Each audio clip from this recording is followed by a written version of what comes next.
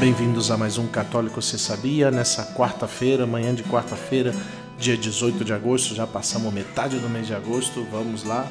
Outro dia vi aí uma apresentação aí, faltam 4 meses para Natal, para acabar o ano. Então vai um pouquinho mais de 4 meses para acabar tudo aí. Então aqui, pois, mais uma vez com vocês, Padre Felipe Neco nessa manhã de quarta-feira. E o Padre Renan, de novo, muito contente de estar aqui com vocês, né? Como o Padre Felipe falou, dessa vez quarta-feira, com todas as minhas correrias, minhas viagens, meus turismos religiosos, né? Não, na verdade, muito trabalho. Já vou falar para vocês aqui da semana, mas estou muito contente de estar com vocês dessa vez, como falamos, quarta-feira, dado que nem segunda nem terça eu estava fora de comunidade. Não sei, Padre Felipe, quer que eu comece falando aqui o que eu fiz ou você fala? Comentar aqui que hoje é festa de Santa Helena, então eu quero mandar um abraço para todas as Helenas aí que eu conheço, especialmente para a querida Heleninha, que sempre, pois aí, manda seus super... com a mãe aí, com a Heloísa, coloca aí seus vídeos de gravação, de leitura, né? Então, pois eu falo que ela é minha garota propaganda para o homeschooling, sempre apresenta aí para as famílias, então quero mandar um abração para ela, para que sua padroeira aí interceda por ela aí também nesse dia aqui de quarta-feira, né? E foi, pois como para você já vê, o Padre que fica enrolando para gravar, eu tenho que ficar aqui dando meus pulos aqui para conseguir gravar com o Padre aqui, que ele sempre tá fugindo aqui de gravar, mas é isso aí, né? Mas se quer, começa aí, que o meu foi mais simples essa semana, o seu que foi de muito passeio, muita saída, pois então, pois comenta aí como é que foi. Tá cheio, compromisso que não para, né? Na verdade, sim, eu tenho que me organizar um pouco melhor, né? Mas nesse fim de ano não dá mais. Acabou o ano para mim já.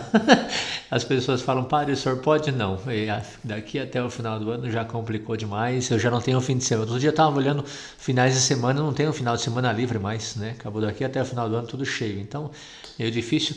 Dessa vez, essa semana, estivemos preparando com o apostolado Rogai ao Senhor da Messe, um apostolado que eu acompanho aqui, de intercessão pelas vocações e pastoral vocacional, né? Eu tenho essa responsabilidade da pastoral vocacional, e junto às famílias e seminaristas, a gente criou esse apostolado, Rogai ao Senhor da Messe, que tem como missão a oração pelas vocações e também a promoção vocacional. Muitas das famílias são as que encontram os meninos, buscam meninos, convidam meninos para fazer essa experiência vocacional de final de semana aqui no nosso seminário.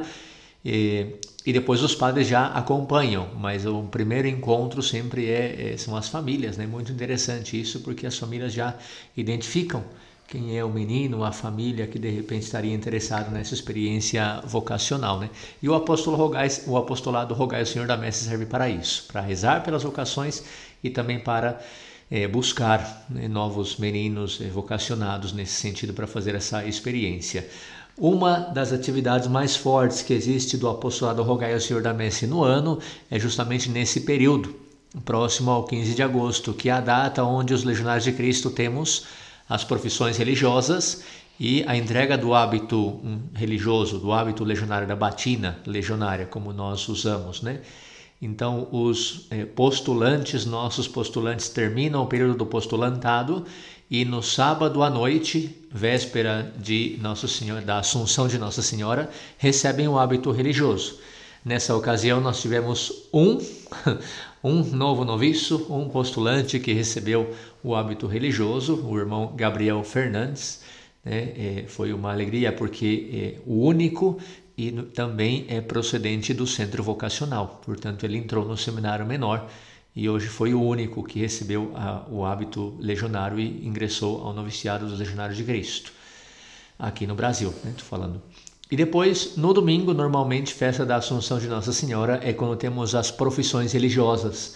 Então, os noviços que terminam seus 2 anos de noviciado emitem os votos religiosos e já passa a ser religioso da Congregação dos Legionários de Cristo. Também nessa ocasião só tivemos um que professou os votos e esse um também, para minha alegria, veio procedente do centro vocacional. Então, por mais que falam, né, vocações menores, adolescentes, como é isso?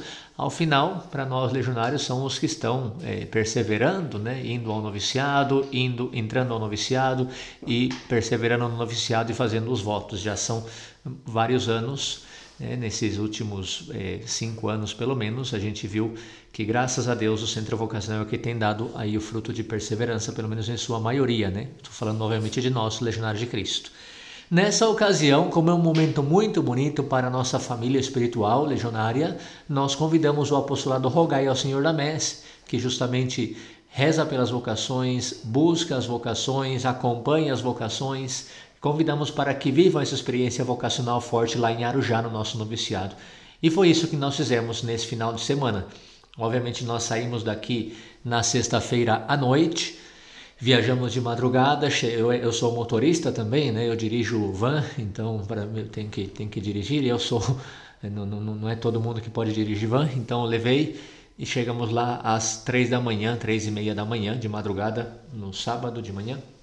Ficamos lá sábado o dia todo em formação, acompanhando, recebendo formação especificamente vocacional, testemunhos, né? Um momento muito bonito de crescimento também, espiritualidade, adoração pelas vocações, Santa Missa.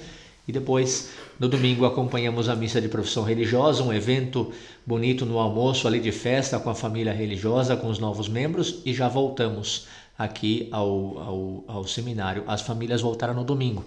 Eu fiquei lá acompanhando os seminaristas porque eles não tinham motorista. E de novo, não é todo mundo que pode dirigir van. E aí me pediram para ficar e eu fiquei até ontem, que foi quando voltamos com os seminaristas, né? Então foi preparar durante a semana esse evento com muita dor de cabeça, mas com muita dedicação, e valeu a pena porque o fruto, obviamente quem dá o fruto é Deus, nós trabalhamos, né? Mas o fruto foi muito positivo, graças a Deus, famílias mais motivadas, um crescimento espiritual, um desejo de continuar trabalhando pelas vocações e de, com a graça de Deus, secundar esse chamado que Deus faz, né? O Senhor toca nos corações e nós chamamos, convidamos e acompanhamos depois que o Senhor toca os corações, né? Porque ao final Ele quem dá essa graça da vocação. Então, foram visitar também a mãezinha, né? Sim, foi porque chegou também o nosso diácono Mathieu, um novo diácono, novo membro da comunidade dos Legionários de Cristo aqui em Curitiba, chegou direto lá em São Paulo, né? Ele é francês, chegou de Roma, terminou os estudos em Roma, se ordenou diácono e chegou ao Brasil justamente na semana passada. Já ficou lá em São Paulo porque íamos ir. Então, na segunda-feira, que era o dia que os apostólicos seminaristas tinham aula pela manhã, nós fomos pela manhã, um bate-volta de manhã só, lá em Aparecida. Coloquei as intenções, coloquei os frutos dessa semana intensa de trabalho e, sobretudo, fomos apresentar, né, o Santuário Mariano Brasileiro ali ao diácono Mathieu, que acaba de chegar na comunidade, muito entusiasta, muito feliz, de repente... Eu creio que ele tinha ido para Lourdes também, né? Então ele estava fresco assim. Estava fervoroso. Ele pode ser um candidato aqui a apresentar um pouquinho, né, da cultura da França e de um francês missionário no Brasil, né? Pode ser também um dos temas que a gente apresente aqui futuramente. Talvez para o ano que vem que tem que pegar melhor o português, né? Chega para o Brasil e está sendo imerso na cultura brasileira agora. Mas está muito bem, realmente, para quem chegou faz uma semana, o português dele está muito bom, né? Está muito entusiasmado, está feliz aqui no Brasil e isso nos dá muita alegria. Eu fiquei impressionado com como ele chegou e fiquei muito feliz por ser membro da nossa comunidade, porque é um irmão que vai com certeza contribuir muito. E foi isso, essa semana intensa, né? O Padre Felipe fala passeio, mas realmente é complicado. Mas a gente tem que se organizar um pouco melhor parte do labor aí. E colaborar mais também dos diversos apostolados que temos, né? Então foi essa semana intensa que eu tive de preparação e depois da vivência e acompanhamento das famílias do apostolado Rogai ao Senhor da Messe, né? Pois eu vou resumir o meu a encontros com as famílias, porque... Não, vamos ter que entrar no tema, que daqui a pouco eu tenho que sair correndo já, porque eu vou fazer uma visita médica, nada demais, só testes, provas, mas estamos bem aqui, mas depois tive visitando as famílias, só segunda-feira, que eu mencionar talvez segunda, que a gente fez uma live, um pouco comentando sobre, junto com as equipes de Nossa Senhora, equipes de Nossa Senhora Jovens, lá do Rio de Janeiro, de São Gonçalo, lá da minha cidade. Pois aí um dos jovens, por meio do padre Júlio César, que a gente manda um abraço, não sei se ele escuta muito, mas a gente manda um abraço para Júlio César, da paróquia Santo Antônio, da Amendoeira. Então ali, pois, ele colocou em contato com esse jovem.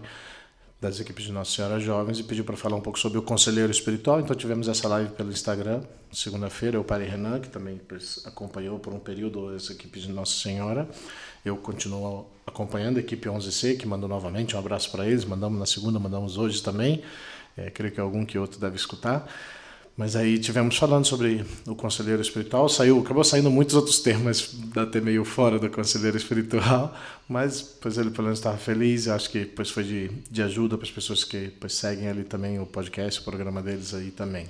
Né? A gente fez pela live e pois de hoje já estamos aqui.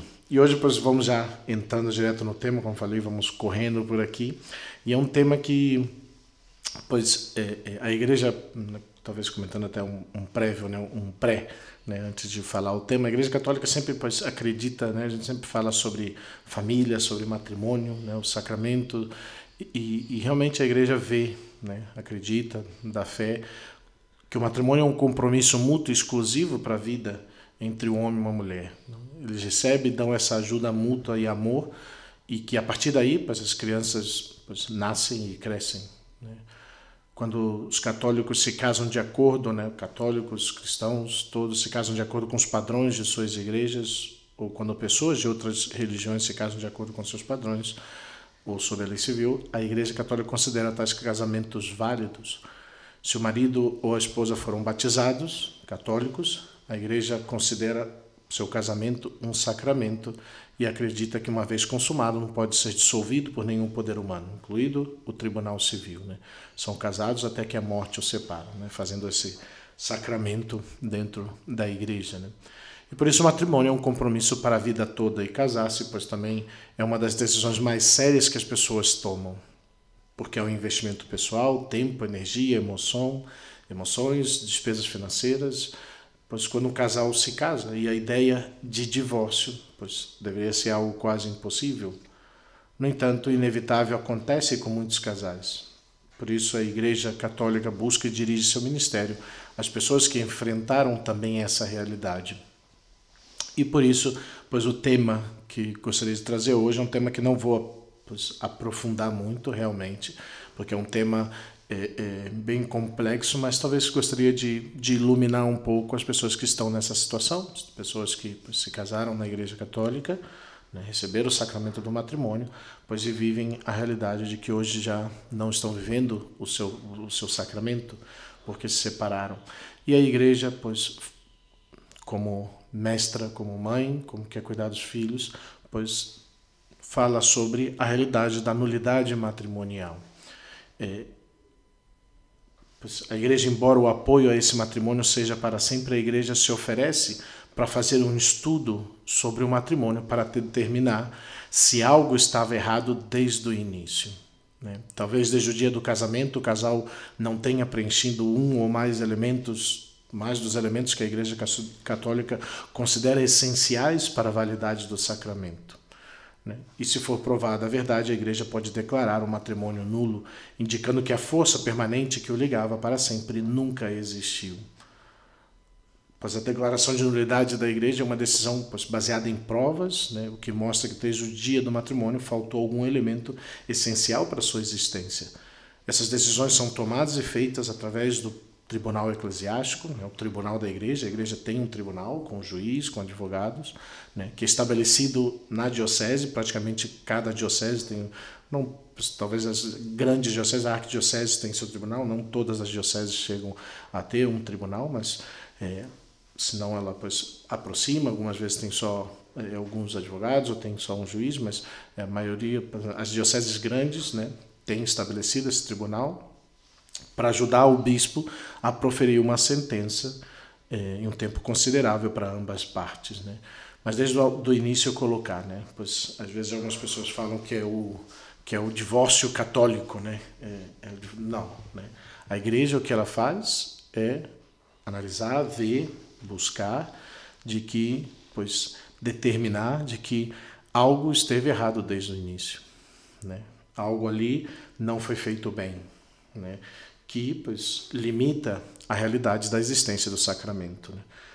O Padre Renan já comentou sobre os sacramentos, aí falando sobre no catecismo, né, nas partes do catecismo, falou bem por cima, mas existe pois a realidade de que pois o sacramento pois existe as condições necessárias para que o sacramento seja válido, para que seja qualquer um dos sacramentos. O batismo, a Eucaristia, né, pois todos os sacramentos pois tem uma forma, tem um modo como se fazer, tem uma matéria, né, uma realidade de como se dá. Não podemos, por exemplo, usar Coca-Cola e biscoito para fazer a Eucaristia. Não se pode. Tem que ser vinho da uva, bem específico, né? Sem nenhum acréscimo de nenhuma outra coisa, fora do próprio vinho.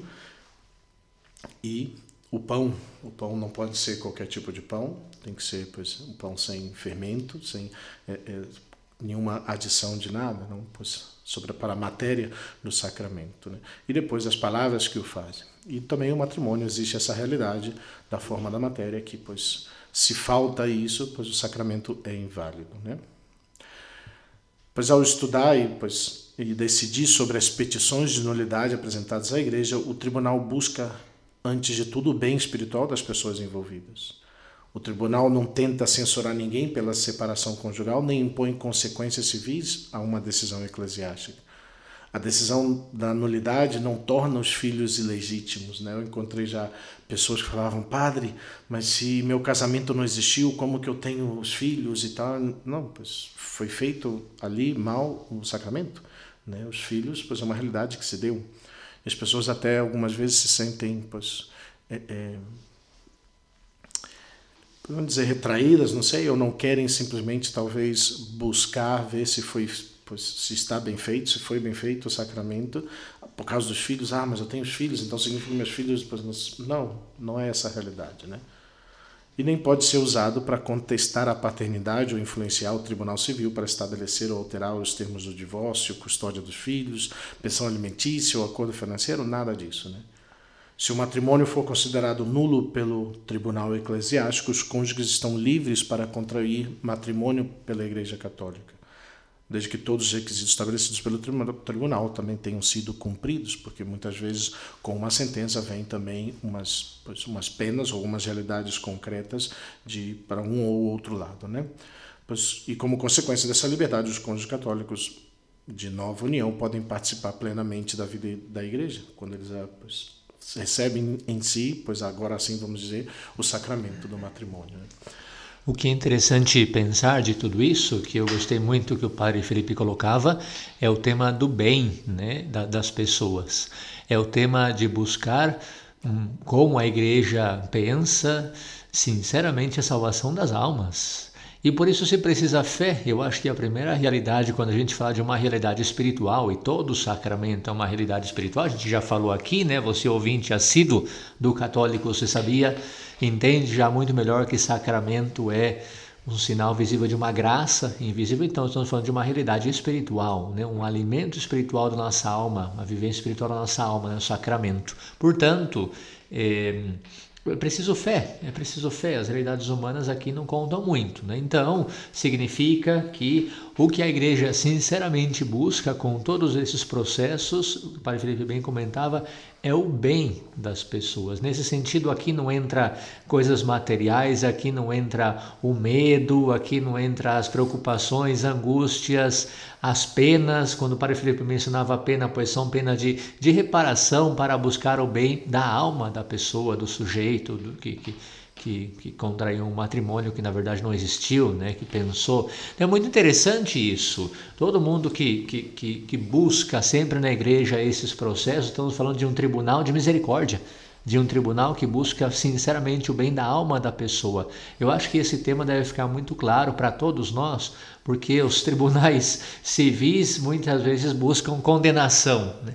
E aqui não se trata de uma condenação, se trata de buscar a felicidade verdadeira da pessoa, que é o bem da sua alma, né? Que fica muito bem frisado pelo que o padre Felipe comentava. E sobre isso que você falava, eu sempre comento com as pessoas, né? Muitas pessoas falam, padre, eu me separei do meu marido por tais razões, por tais realidades que, pois, muitas vezes não cabe a nós julgarmos nem nada, mas eu sempre falo para a pessoa, se você, pois, ter uma paz de consciência, e às vezes as pessoas estão até sozinhas e falam, padre, eu não quero mais estar com ninguém, não quero conhecer ninguém, quero viver bem minha vida, pois, religiosa, quero estar, pois, sozinha. Ainda assim eu comento, se você tem a oportunidade e quer ter certeza de que seu casamento foi feito, pois bem ou não, pois busque, porque às vezes, pois, aquele sinal lá na frente é porque algo lá atrás não foi bem feito, né? Seja na escolha, seja na preparação, seja o motivo que seja. Mas eu falo, busque, pois, a matéria, busque ver se foi bem feito a realidade. E se não, pois você não perde nada em, pois, buscar essa nulidade, né? Buscar a declaração dessa nulidade se, pois, o casamento não existiu, se o casamento não foi feito, e realmente é isso. Um casamento que não é feito de acordo com os critérios, né, do sacramento, ele não existiu, né? Não foi só mal feito, ele não existiu, né? Porque não está bem feito, né? Então, é importante buscar realmente essas fontes, buscar essa realidade muitas vezes, né? E mais ainda, se uma pessoa, pois, eu até digo infelizmente, mas pois, se já se envolveu em um outro relacionamento, buscar também essa realidade, né? Buscar ver se, pois, ali o matrimônio, o sacramento, se foi bem feito, se existiu o sacramento ou não, né? E pode haver muitas razões pelas quais um casamento carece de um ou mais dos elementos básicos que o ligam, que o faz, pois, real, que o faz, pois, que realmente válido. E é impossível apresentar e explicar aqui, pois, toda a lista de causas que há. No entanto, muitos respondem a pelo menos uma das seguintes perguntas que eu gostaria de deixar aqui, para que a pessoa que já vive essa realidade, vive já, pois, que não está vivendo com seu marido, com sua esposa, ou já está vivendo um outro relacionamento, mas que já estão, pois, que já receberam o sacramento, e essas perguntas talvez ajudem a pensar, né, sobre a possível validez ou não, né? A cerimônia de casamento foi legalmente reconhecida pela Igreja Católica, né? Essa é uma primeira pergunta. Porque, pois, algumas vezes fizeram, pois, cerimônias de sacramento, pois, sem estar reconhecido pela igreja, né? No lugar que não foi correto, com um sacerdote que não foi, pois, devidamente permitido fazer, né? Todas essas realidades são bem importantes. O noivo, a noiva estavam livres para se casar. E ó, o Galo já está marcando metade aqui E tá do forte programa também. já. O Galo se alimentou bem hoje. Hoje o Galinho acordou com tudo. Tem que trabalhar também. Até o Galo a gente tem que colocar para trabalhar também. Então, o noivo, a noiva estavam livres para se casar. Vocês não imaginam a quantidade de histórias que há sobre esse aspecto da liberdade, né? Coloco um exemplo, não? Pois até mesmo a realidade, hoje a igreja com muita sabedoria, até mesmo fala, pois a maioria, muitos dos sacerdotes que eu conheço falam, a realidade de uma gravidez, né? De uma gravidez, muitas vezes, na maioria das vezes não desejada, que se força hoje cada vez menos, mas, pois, mais antigamente, uma gravidez que acontece e, pois, há uma pressão da família, uma pressão cultural, uma pressão do ambiente para se casar. Pois não existe uma total liberdade ali, né, para contrair esse matrimônio, né?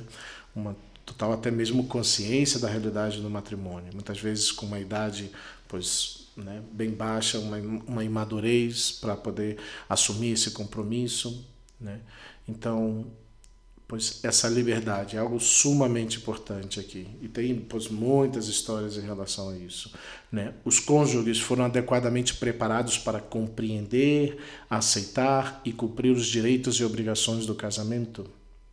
Realmente os noivos, os cônjuges entendiam, sabiam o que significa matrimônio, né? Os direitos e as obrigações do matrimônio, os direitos e os deveres do matrimônio. Os cônjuges estavam tentando aceitar e cumprir o que, de acordo com a tradição da Igreja Católica, ensinou como plano de Deus para o matrimônio, o que Deus tem pensado para o matrimônio, para a família, filhos. Tudo isso entra nessa realidade. Se essa realidade não está, pois, se não há o conhecimento dessa realidade, pois já há um defeito na realização desse sacramento. Se a pessoa responder honestamente não a uma ou mais dessas perguntas e acreditar que elas se aplicam ao sacramento, né, ao matrimônio, ao casamento naquele dia, pois pode haver alegações para a igreja declarar nulo o matrimônio, né? São perguntas que as pessoas tem que se fazer, e infelizmente também já tenho encontrado até matrimônios que pois, sim, estão juntos, mas que também se deram essa realidade. Né? Se deram essa realidade, mas talvez mais conscientes e pois que aceitaram pois a realidade do sacramento, mas que talvez não foi feito da forma mais correta. Né? Então, dentro dessa realidade, pois é importante buscar essas provas de invalidação. O matrimônio não é um assunto privado, a sociedade reconhece isso. Sua existência perante a igreja e o Estado é legal, né? É uma realidade jurídica. É um assunto público e para os católicos o matrimônio na igreja entre dois batizados é uma celebração sacramental na presença do ministro eclesiástico e da comunidade. Portanto, as leis da igreja exigem que vão além do simples testemunho do solicitante do processo de nulidade. A igreja vai levar seriamente em consideração as declarações dos cônjuges pois ninguém conhece a verdade melhor do que eles mesmos. Testemunhos adicionais de pessoas, parentes, pois vem de testemunhos que geralmente, amigos, conhecidos, pessoas que conheceram os noivos, os cônjuges durante o namoro, o casamento, antes, e que estão dispostos a prestar depoimento ao tribunal. Conselheiros matrimoniais, psicólogos, médicos e outros profissionais também podem ser testemunhas, né? Especialmente se tem uma condição física, né? Biológica, que o médico pode colocar, mas que todos esses exigem uma certa liberação, né? Que é o documento assinado por ambas, ou uma das partes, ou ambas partes, dependendo da pessoa sobre a qual vão dar seu testemunho. Né? Mas todas essas provas para invalidação têm que ser reunidas. Né? O testemunho de referência sobre o caráter, a credibilidade da pessoa são importantes. Né? E a participação das testemunhas é mais viável se sua cooperação for garantida já com antecedência, que eles se comprometem a dar esse testemunho. Né? A pessoa que abre o processo deve informar as suas testemunhas, que serão contatadas pelo tribunal para prestar o seu depoimento, e da mesma forma serão contatados o ex-cônjuge, né, os pais de ambos e as testemunhas propostas por ambas partes. Né? Pode-se ter registros médicos, governamentais, legais, que pode ser apresentado com evidência, e, ocasionalmente, as transcrições de ações civis, especialmente de anulação civil, podem também oferecer provas não encontradas em outro lugar. Então, a grande importância de juntar depois essas provas, esses testemunhos, toda essa realidade, para poder entrar com o processo, para participar da realidade do processo. Né? E como vai um pouco o processo de nulidade? Né? Qualquer um dos cônjuges pode solicitar a declaração de nulidade da igreja para o seu casamento. Ambas as partes podem aderir como co-requerentes, co-demandantes, ou a outra parte, o réu, embora não seja um coautor, pode consentir com a petição. Né? No caso, uma das partes do esposo, não necessariamente precisa as duas partes entrar em comum acordo. Né? Uma pessoa pode apresentar uma petição ao tribunal da diocese, onde o casamento foi celebrado, onde o ex-cônjuge réu reside ou tem quase domicílio, ou onde a pessoa que solicita a declaração de nulidade, né, o requerente, reside ou tem um quase domicílio, ou onde a maioria das evidências podem ser obtidas. Né? A escolha vai girar sobre o tribunal, sobre a arquidiocese ou a diocese, onde giras e onde também existe o tribunal. Se você se casou numa cidade onde não tem o tribunal, ou na sua cidade não tem o tribunal, teria que requerer em outra diocese, em outro lugar mais próximo, né? Que está unida à sua diocese. E essa realidade também é importante, porque algumas vezes algumas dioceses têm um limite de atendimento, de trabalho muito grande, e se você possui um quase domicílio, ou você vive em outra cidade onde você se casou, que corre com mais facilidade ou com mais rapidez, também se pode buscar, né, essa outra diocese para dar continuidade no trabalho. Né?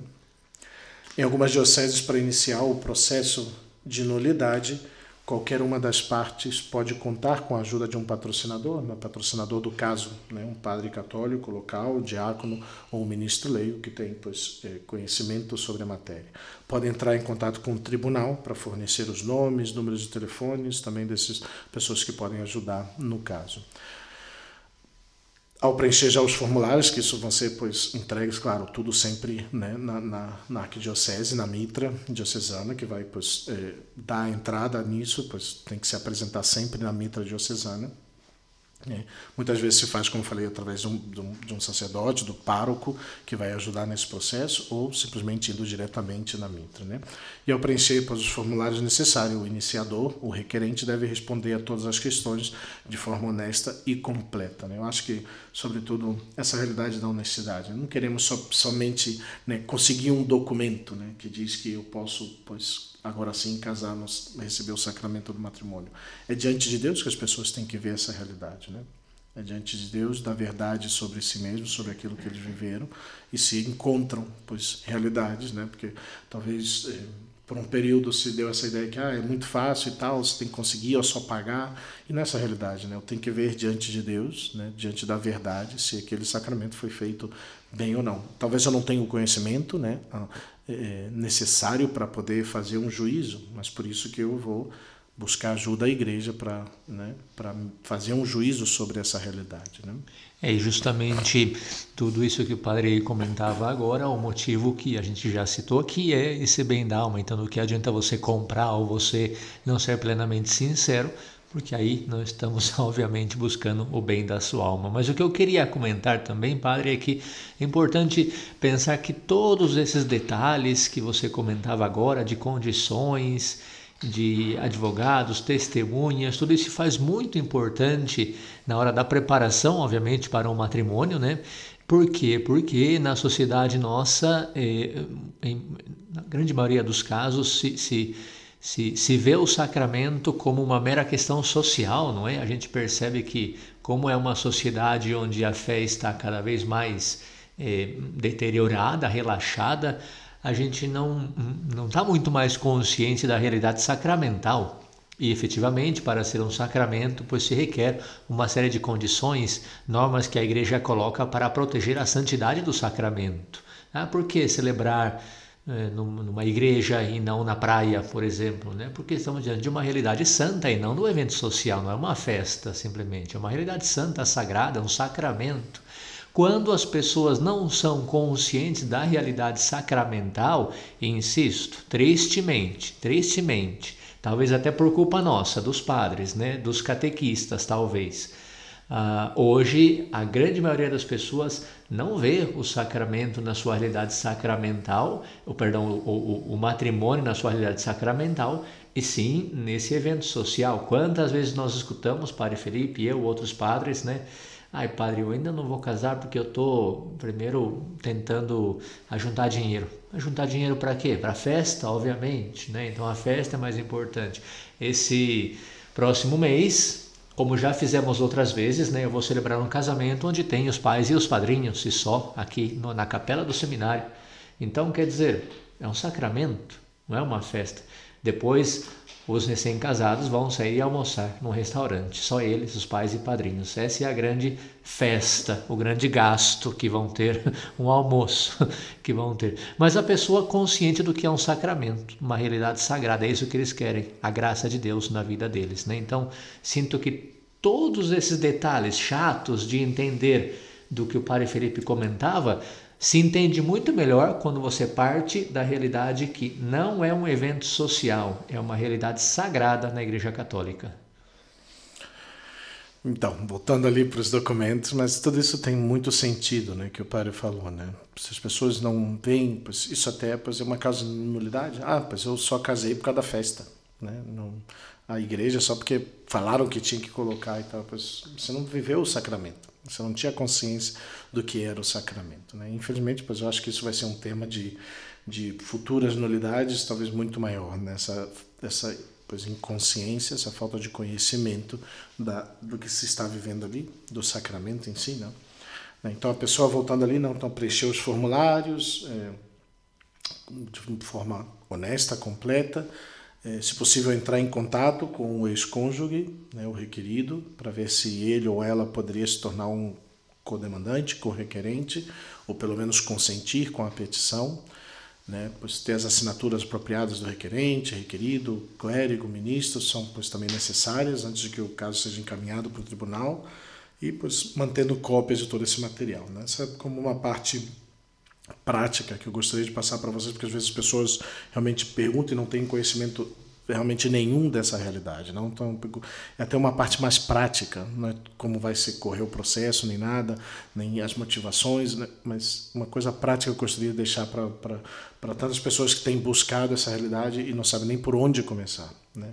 Então, pois essas ideias talvez possam ajudar muito, né? Os documentos que depois vão ser enviados ao tribunal, pois, junto com a petição, questionário, registro civil de casamento e divórcio, cópia recente de certidão de batismo com as notas marginais correspondentes, cópia de recente de certidão de casamento pela igreja e do processo pré-nupcial, né, obtido pelo clérigo ou ministro leigo ao apresentar o caso, né, questionários de testemunhas de referência sobre o caráter, credibilidade, uma das ou ambas as partes, documentos adicionais que podem ser cópias de prontuários médicos, registros policiais, documentos civis pertinentes, tudo que pode ser obtido legalmente também, né? E para a proteção legal de todos, nenhum caso pois, é aceito até que o tribunal tenha recebido uma cópia de sentença também de divórcio civil, né, final assinada pelo juiz, né?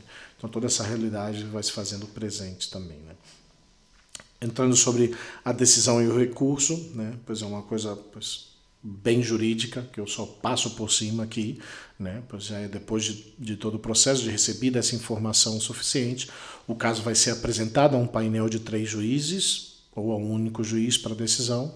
Uma decisão afirmativa significa que foram fornecidas provas suficientes para provar que no dia do matrimônio um elemento essencial do sacramento não existia. Uma decisão negativa significa aos olhos da igreja que a presunção de validade não foi revogada. Então, pois o matrimônio foi bem feito, né?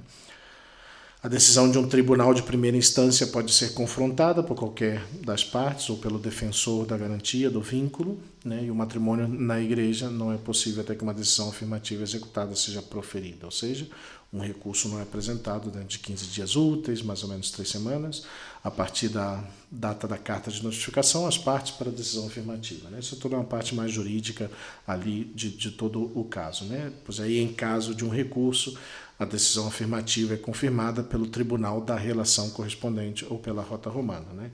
Essas coisas têm muitas coisas novas aqui que eu não sei se está adicionado na leitura que eu fiz, onde eu busquei, porque já quase nada já vai chegar após a rota romana, realmente já não vai para Roma toda essa parte. Eu acho que as alterações novas recentes do Papa Francisco pois alteram muitas coisas em relação a todo o processo do juízo, pois em relação à nulidade, a fim de oferecer alguma garantia de que os fatores acima não podem colocar em risco um casamento subsequente. Muitas vezes os juízes podem determinar que antes de entrar em um novo sacramento, em um matrimônio aí sim, válido, real, seja submetido a aconselhamento apropriado, né? E além disso também os juízes podem exigir até verificação do cumprimento das obrigações civis e morais contraídas no casamento anterior, né? Então a igreja querendo velar também pela realidade dos filhos, da família, do que sucedeu antes, né? Então é importante também como isso. E algumas vezes, como eu falei, se coloca algumas penas, talvez uma pessoa que mente para se casar, pois essa pessoa que mentiu, às vezes ela recebe a pena que ela não pode receber por um período, ou não pode receber até talvez por vida, às vezes, o sacramento novamente, né? A outra pessoa que mentiu, né, conscientemente. Depois, tempo e custo, uma coisa que eu gostaria de colocar por cima: o tribunal nunca pode garantir antecipadamente uma decisão favorável em qualquer caso de nulidade, né, uma vez que a decisão deve se basear nos fatos que surgirão durante a investigação. Portanto, os planos para um futuro casamento na igreja não pode ser feito até que o caso tenha sido finalizado, né, com uma decisão afirmativa e os cônjuges tenham sido declarados livres para contrair o sacramento, né. O tempo necessário varia bastante de caso para caso, e alguns dos seus elementos não dependem mesmo do tribunal, porque o requerente deve notificar o tribunal de qualquer mudança de interesse, número de telefone, né, deve dirigir qualquer questões sobre o seu caso ao procurador-geral ali do tribunal, mas muitas vezes até mesmo as testemunhas, né? Então essa realidade muda muito, né? Pois infelizmente a igreja tem buscado, né, especialmente com o Papa Francisco, adiantar muito, né, todo o processo, todo o tempo do processo, né, as realidades. Algumas vezes encontramos que ainda alguns lugares os motivos podem ser diversos, essas faz como 2, 3 semanas, pois uma pessoa que foi testemunha, né, que pois, é parente, irmão, irmã, parente de um caso que está pois, em processo, né, foi dar o seu testemunho e ela falou, pois padre, o processo do meu irmão já está correndo faz 10 anos. Eu falei, nossa mãe, 10 anos correndo, né? Pois aí pois é difícil até saber as causas, né? Pois não tenho conhecimento, né? Porque tão demorado, mas que não é o normal. Hoje em dia, pois a igreja, né? As dioceses com uma boa, um bom corpo de juízes, sacerdotes que trabalham diretamente no caso, pois conseguem 2, máximo 3 anos estar resolvendo pois um processo, né? Pois algumas dioceses pois vejo que estão mais emperradas, né? Talvez por falta de pessoal, de advogados, de juízes que trabalham ali diretamente, né? Mas o normal hoje em dia já é pois um processo já recebido junto ao tribunal, pode levar de 2 a 3 anos, né? Para sair um veredito, né? As despesas do tribunal geralmente são avaliadas, mas é possível até mesmo pedir a isenção destas taxas, se existe pois realmente uma não condição de poder, né, arcar com esses gastos, mas pois existem uns gastos concretos, não só de papelado, mas de tempo, de tudo, daqueles que estão ali, então é importante ter em conta essa realidade, né? Pois uma avaliação psicológica muitas vezes pode ser necessária para concluir um caso, né? E pois aí o requerente deve pagar por essa avaliação psicológica de um ou do outro lado, né? Entrando em contato com o ex-cônjuge, e é muito importante, né, que realmente o requerente trabalhe com o advogado no início do processo para apresentação, para determinar se a outra parte é réu, se consentirá com a petição e até mesmo se tornará pois co-requerente, né, co-demandante. E se o requerido não estiver atuando como co-requerente, o tribunal deve notificar o requerido da petição do requerente, né? E as leis da igreja, pois na verdade, pois a justiça básica sempre exige que a outra parte tenha a oportunidade de saber sobre essa petição de nulidade e defender pois a validade do matrimônio. E por esse motivo o tribunal pede também esse endereço daquele que pois do arguido ou do o nome e a morada de alguém por quem a pessoa, né, pode ser notificada, né? Toda essa parte é de grande importância. Vamos adiantando aqui, vou passar essa parte aqui ainda sobre o tribunal, sobre notificação, sobre toda essa questão de ouvir, e pois entrando na pergunta, se eu tenho um caso, né? Porque as pessoas perguntam, né? Será que meu caso é válido? Será que vale a pena, né? Pois cada caso é tão individual quanto as pessoas envolvidas. Enquanto pois a ninguém pode ser garantida a declaração de nulidade antecipadamente, né? Pois as pessoas vêm, buscam, padre, será que é nulo o meu matrimônio e tal? Pois posso ver que tem indício, mas tem que se fazer um processo jurídico para ver se realmente, pois de fato isso aconteceu, se é dessa maneira, se realmente tem peso, né?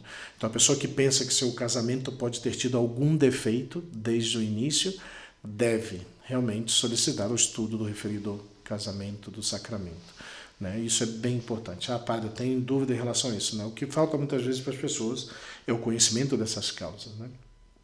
Mas muitos receberam justiça por meio do processo judicial, né? E a equipe do tribunal fará todo o possível para ajudá-lo nesse importante assunto, né? Não é simplesmente, pois é uma burocracia, não. As pessoas querem efetivamente, pois, levar as pessoas à graça, para que as pessoas possam corrigir a sua situação, né? Especialmente pessoas que já estão em uma outra realidade de casamento, de união, pois tentar ajudar. A igreja quer pois ajudar na salvação das almas. Isso é tão importante ver que não é simplesmente um processo burocrático que a igreja pois está com má vontade de cumprir. Não, ao contrário. A igreja quer pois buscar a solução. Se a igreja vai e reconhece, vê que alguma coisa não foi bem feita, né, pois quer ajudar nesse processo todo, né?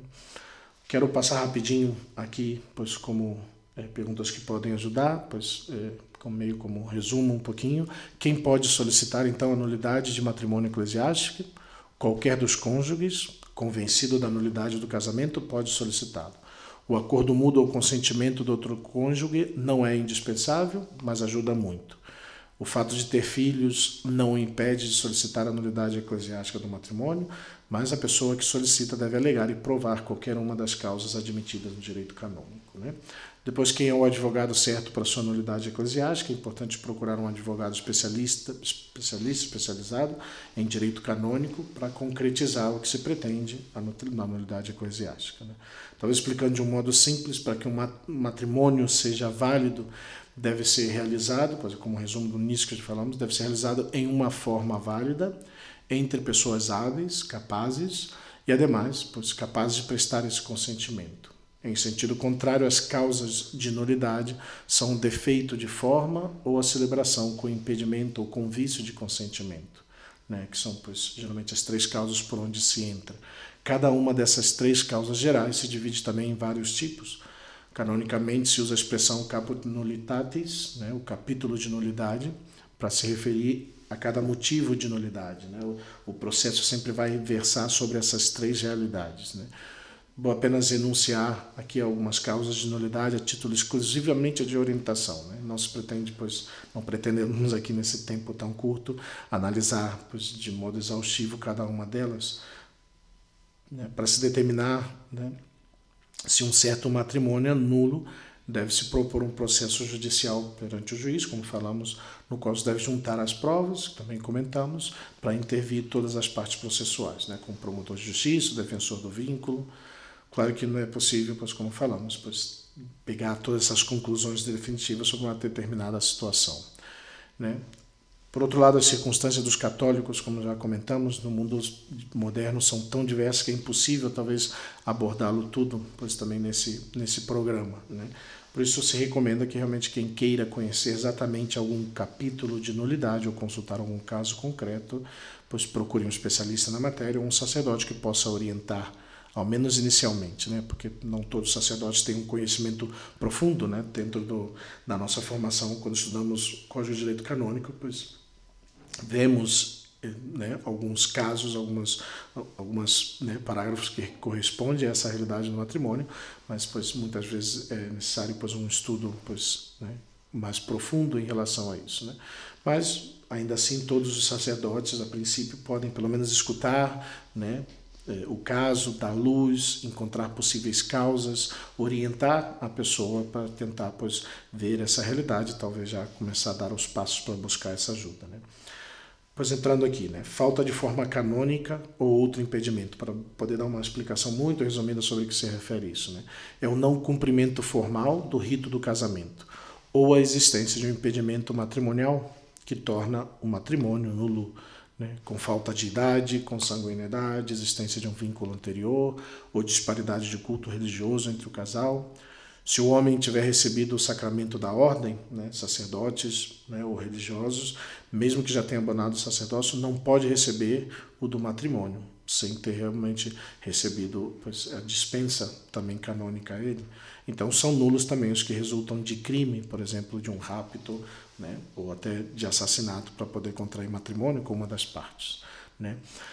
Outra ideia então, da incapacidade, daquelas 3 causas gerais que comentei, a incapacidade de assumir as obrigações, né?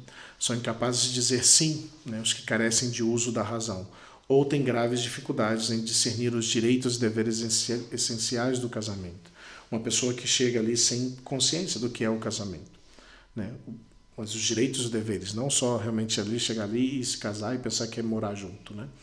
Ou por causas de natureza psíquica. Também tem pessoas que não têm realmente a capacidade de poder assumir as obrigações do matrimônio.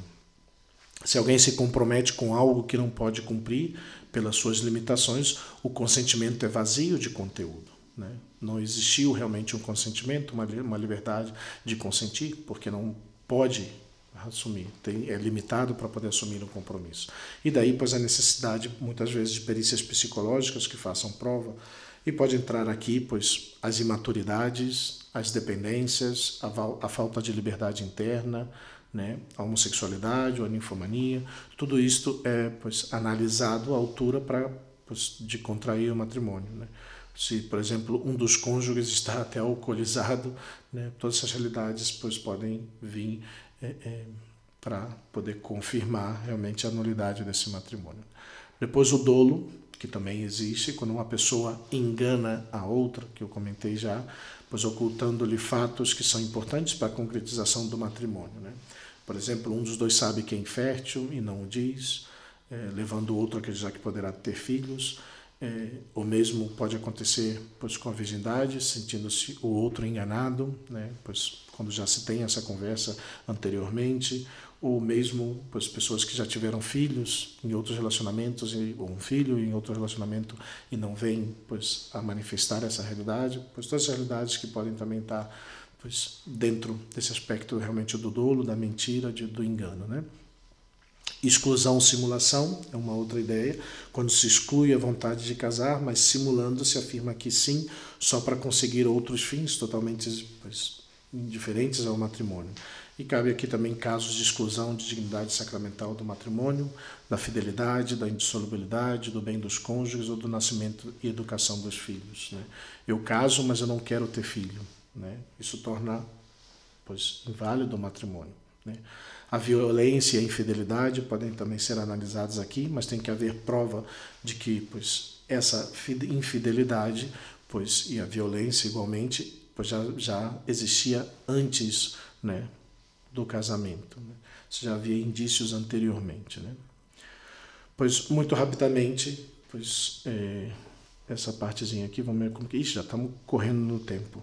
Eu creio que eu vou deixar por aqui, porque as outras partes são, pois, voltar um pouco sobre essas ideias, sobre já nulidades derivadas dos impedimentos, e ela já entrar quase que nos números do Código de Direito Canônico, pois essa parte eu vou deixar talvez para uma outra oportunidade, né, porque já estamos passando no tempo aqui, mas colocar como essa ideia, pois talvez esse programa não foi assim tão, vamos dizer, ordenado assim, foram ideias transmitidas, mas para que realmente seja para iluminar as pessoas que estão vivendo nessa realidade, mais do que talvez dar toda uma aula, porque, pois, o interesse do programa não é realmente dar uma aula sobre nulidade ou sobre qualquer tema, senão é fazer chegar para vocês, pois, algumas ideias que possam ajudar na sua vida também, na sua vida espiritual, na sua vida de cada dia, na realidade que vocês estão vivendo hoje, né? E possam realmente talvez pensar, pois essa realidade, pois, me toca, essa realidade, pois, tem a ver com como eu vivi o meu sacramento, como eu vivi,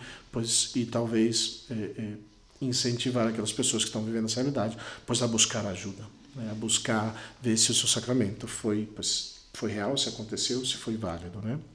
E existem muitos meios também hoje, né, digitais, virtuais, de cursos, para poder aprofundar mais em todo esse tema. A pastoral familiar, de repente, da paróquia pode dar uma luz também, mas o interessante, como o padre Felipe disse, é dar essa luz e dentro dessa luz inicial que a gente tem, poder começar um caminho e ver se realmente esse é o meu caso ou não, né? No caso de que o matrimônio não tenha dado certo, se esse é o meu caso ou não, conseguir perceber que esse matrimônio foi nulo e, portanto, eu estou apto para poder contrair matrimônio válido na Igreja Católica. Enquanto o padre pensava, eu meditava, rezava e pensava como é importante o tema do namoro. É fundamental, né? Porque, sim, claro que eu digo para as pessoas que vêm me buscar procurando uma ajuda, uma luz nesse tema da nulidade. E eu digo para as pessoas, olha, o primeiro lugar é que muito provavelmente você não casou buscando separar-se.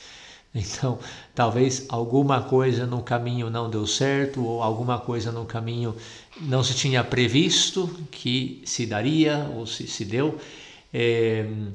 E, no entanto, ninguém casa para separar-se. Por isso é muito importante o namoro, o tempo do namoro. Talvez eu tenha alguma palestra, alguma formação que eu dei sobre esse tema, pode ser que traga aqui. Acho que não na seguinte semana, porque eu tenho que voltar à série dos mandamentos, né, para a gente ir aprofundando mais no Catecismo da Igreja Católica. Esse é um tema muito bom. Acabei de ler agora em julho também um livro sobre que se chama Namoro Cristão. Também é uma realidade que a gente pode trazer realmente, né? Sim. O tema do namoro é fundamental, né, para não chegar a esse ponto, né? Obviamente ninguém quer chegar, está claro.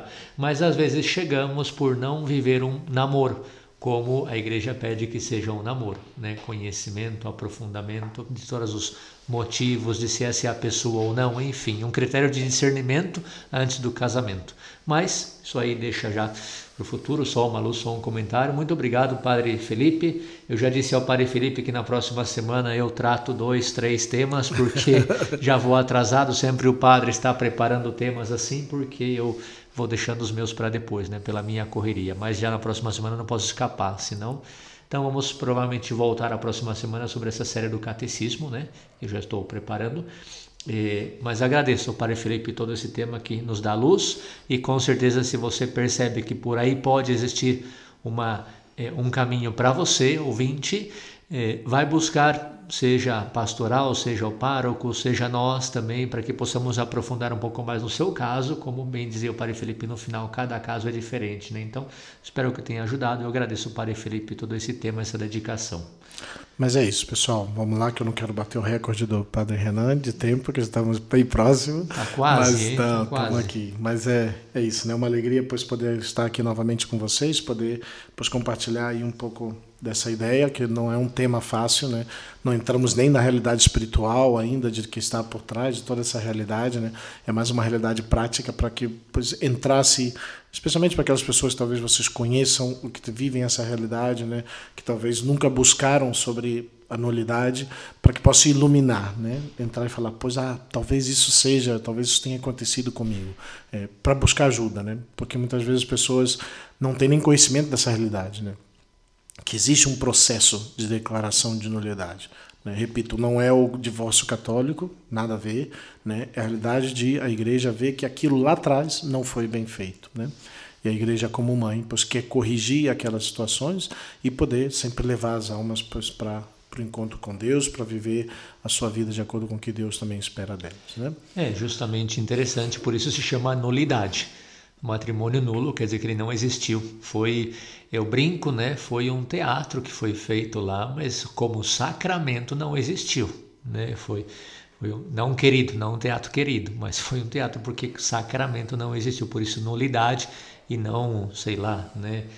Cancelamento. Cancelamento é algo que existiu e a gente cancela. Isso não é. O sacramento declarado nulo, o matrimônio, ele não existiu. Por isso esse nome nulidade. Mas enfim, agradeço e com a graça de Deus seguimos aqui na próxima semana. Fiquem com a minha bênção, o meu abraço a todos e esperamos aqui seus comentários, dúvidas, sugestões também de temas. Esse tema do relacionado ao matrimônio, muitas pessoas já nos têm pedido, então espero que vá ajudando também, né? Mas qualquer dúvida, sugestões também de temas, estamos aqui à disposição. Uma boa semana a todos e fiquem com a minha bênção. católicocesabia@gmail.com católicocesabia@gmail.com. Minhas orações e minha bênção a todos vocês.